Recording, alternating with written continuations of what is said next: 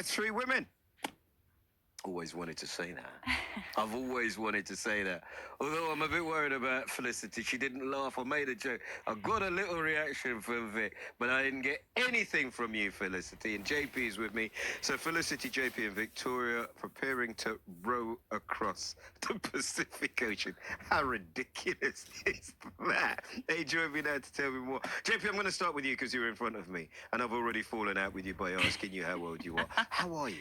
I'm great, nervous, but great, and thank you for having us. What are you nervous about? Well, I mean, I can literally talk to anyone and everyone until the cows come home, but put a microphone in front of me, and then the is that what it? Just forget that. We're just having a chat. How do you come to this? I've done a lot of adventurous things in my life, like climbing mountains, sailing oceans, and I've always wanted to do something that just pushes boundaries more and more. And I had a very interesting conversation with someone one day about sailing. You can be in the same tack for 2 weeks. It kind of gets a bit mundane. And I'm like, you can row an ocean. So I looked it up, and yeah, you can row an ocean. So I rowed the Atlantic in 2021, the same race that Felicity rowed as well. And once you've done it, it's just the adventure and the hunger to do it again was a no-brainer. So we're going again, and this time the Pacific. It's because you're reckless. I would say adventurous, but yeah, some people say brave, some people say reckless. You know, there's a lot of words there. So who did it before? So I rode the Atlantic before, and then Felicity rode the Atlantic as well. We were actually competing against each other for that race. And then Victoria here is our one and only newbie. Yeah, we're gonna go to her now.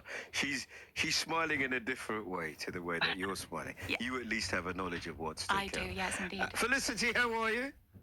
I'm very well, thank you. I made a little joke there. You gave me absolutely nothing, Flick. Come on, what's that? Is that your? I know. It always feels a bit unfair when I can see people. Felicity, tell me how you come to this. Not how you come to row, but what's the motivation? We'll give it a go. It's World Cancer Day.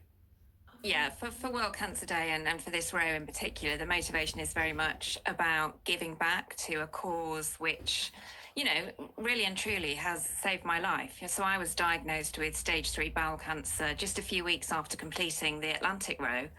And after going through surgery and then 6 months of chemo, I came out the other side, and it really gave me a new purpose in life, to share my story, to talk about my cancer diagnosis, but also to show that we can come through these things stronger. And I think that's a really powerful message for anyone going through, you know, their own struggles with cancer, is that you can, you know, there is light at the end of the tunnel. You can come through it, and it doesn't have to stop you having your hopes and dreams and chasing horizons. So for me, this row is about giving back to and raising money for Cancer Research UK, because it's a cause that is so close to my heart and to all of our hearts. But it's also about empowering women and giving hope to people who are facing their own battles at the moment. It's lovely to have you, and I'll come back to you. I just want to go to the newbie. Vic, I wouldn't follow these two. They're reckless. You've just heard them there, right? They use a motivation, but this is what they would have been doing anyway. How did they drag you into this, Vic? Well, Felicity and I have known each other for 25 years, and we happened to be out for dinner one evening with some friends at the end of last year. And I mean, Felicity is very inspiring and motivational with what she's gone through, and does make you believe you can achieve almost anything. And so when she mentioned that a space might come up in the boat, I said, well, maybe I could do that. Yeah, but but you never expect it to happen, do you? Well, no. And then she turned around and said, I think you could actually. And she made me believe I could. And so when the space came up, I thought, well, why not?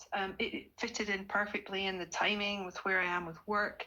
I just turned 50, and it felt like a time to take on a challenge just for me. And in terms of this, what's your relationship with boats like? I have a little bit of history with sailing, probably back in my 20s with some family, sailing with one of my uncles. You know, as a child, I grew up sort of splashing around the water quite a lot in Scotland. I hear none. You might sound like that sounds like a little bit. That sounds like none to me. Well, yeah, pretty low. I mean, you know, not the highest, but I'm comfortable with water. Can I just say, you probably guys, you probably know this is something I know a little bit about. When it's how it psychologically impacts you. So it's fantastic to hear about you thinking about all the things you can do. Because I did that. That's when I ran the marathon. I climbed Kilimanjaro. You do feel a bit like that. What was your? I'm guessing you don't mind talking to me about it a bit. What was your journey like? Um, so the psychological journey of this is actually really interesting, and I think that's probably one of the biggest challenges for me. I mean, I think what I've realized is the rowing is probably the easiest part. This is going to take me right outside my comfort zone. And you know, you have to, there's no chance to be anything but your authentic self here. And so what's been really important for us is to get to know each other as a team, to understand our strengths and weaknesses, and to talk to each other about, you know, when things aren't good for you, what should we do and what shouldn't we do? And now it helps that I've known Felicity for 25 years, and it helps that my two crewmates, JP and Felicity, have done this before. But we have to spend time together and really get to know each other. I think that's an understatement. I remember when my wife and I were having a baby and we went to postnatal classes and they did that puff, puff, blow. And we thought naively this would help us when we went into there. It served absolutely no purpose at all. And I'm wondering whether or not you hanging out together having a drink of, I don't know, Prosecco or whatever, makes you think you really know each other and understand what it's going to be like in that boat, JP. I mean, there definitely was elements of coming together around a table, having dinner and drinks together, and having a conversation. But then just last week, we were actually down in Portland and Weymouth area on our boat, and working towards hours that we have to do. It's 120 in total that you have to do on the water in your boat together as a team.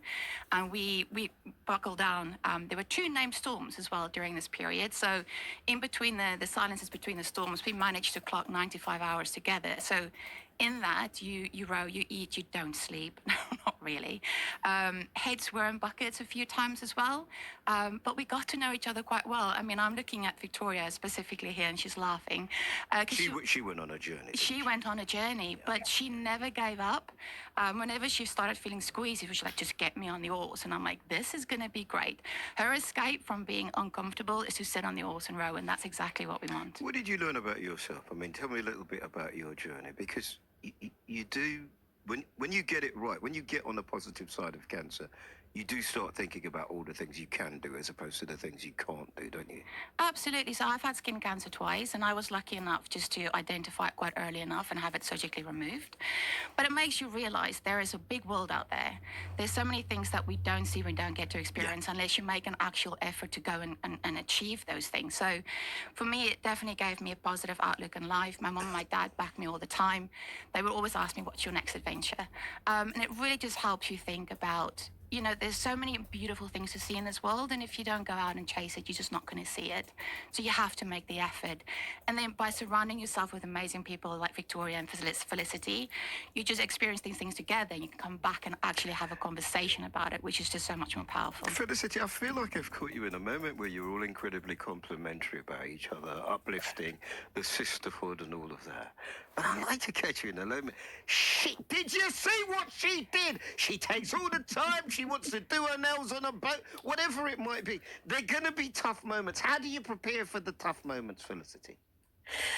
I think as Vix said, it's about knowing each other inside and out, and that's such an important part of the training. Yes, we will inevitably go through highs and lows. There'll be patches where probably we will annoy each other. There'll be times when we almost take it in turns to have, down times. And so what we concentrate on is how can we help each other through those? How can we lift each other? Yeah. So in training last week, for example, it was as simple as, what do you need when you're having a tough day? So I know that Vix and JP both need a hug. And for myself, it's about putting on a good tune to lift the spirits. So it really is about that, relationship building, understanding each other inside and out. But also, I think you've just got to accept that it's, we're going to have to perform under serious pressure, under challenging circumstances. They're going to be tough moments. There will be tough moments, and there will be moments where we're probably not on our best form. But I think we also have to accept that that's going to happen and give each other a bit of leniency every now and again. When you leave, Vic, when does it start? So I was going to say what was interesting was, I sent Felicity a message when I signed up for this and said, you really inspired me to do this. Your motivation, your story, how you approach things, it's really amazing. Thank you so much for being my friend. Please save this message so when I'm yelling I hate you at you in the middle of the Pacific, you can remind me of this message. So I think, going into it, we acknowledge that it's going to be a lot of ups and downs. But I think even through our work, we've worked in challenging environments, stressful environments where there's a lot of pressure. And yes, we're adding a physical element to this, which is something else. But, I don't think we're going in with our eyes shut. How exciting. Honestly, I interview people a lot, right? And when people do that, I've just talked to a guy who for Grenfell was a firefighter, and he's cycling around. He's in Cambodia. We just talked to him, and it's just fantastic when somebody takes something which is quite a dark moment, which makes you think about yourself, and then does that.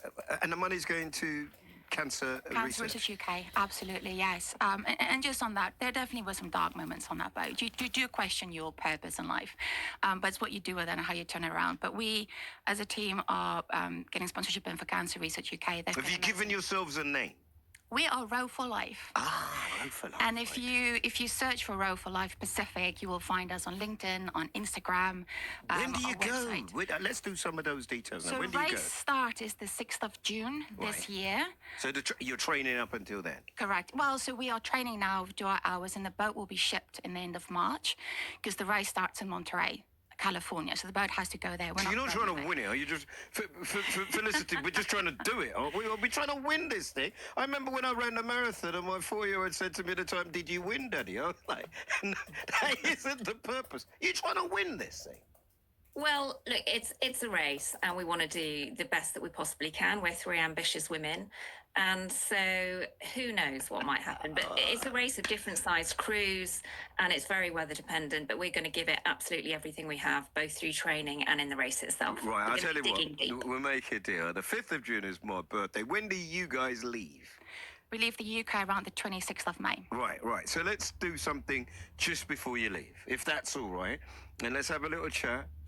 Felicity, you're the spokesperson. You, JP, are the wild adventurer, the person that will go, let's go that way, even though it's more dangerous. But Vic, you're the newbie. You're the one I'm going to go with, right? So you're the one who's I'm going to listen to your words, and I'm going to accept what you say. I love what you're doing. Thank you so much for talking to me. I appreciate it. Talk to Bells out there, and then we'll get it together, and we'll give you all the support and make sure everybody knows where they can donate. Is that all right? That's perfect. God bless you. I wish you the best of luck. Keep training, and remember, I sent you a message once that said I loved you. This is BBC Radio London.